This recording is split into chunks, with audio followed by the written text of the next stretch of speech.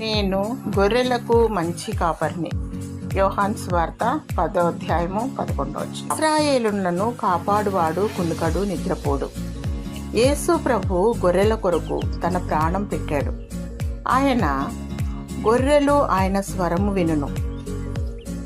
తోడేలు బారి నుండి క్రూర జంతువుల నోట పడకుండా ఎలుగుబంటిని ఎలాగూ చీల్చివేశాడో సాతాను నోటి పడకుండా అలాగు నిన్ను కాపాడుతాడు.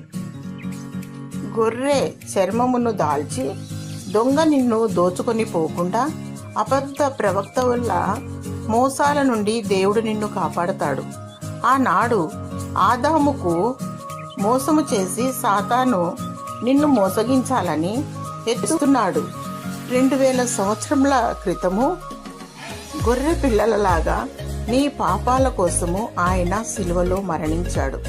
ఆయన మరలా రారాజుగా రానయ్యున్నాడు.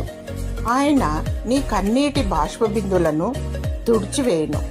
దేవుడు నీకు తోడయుండి కాపాడి భద్రపరచునుగాక. ఆమేన్.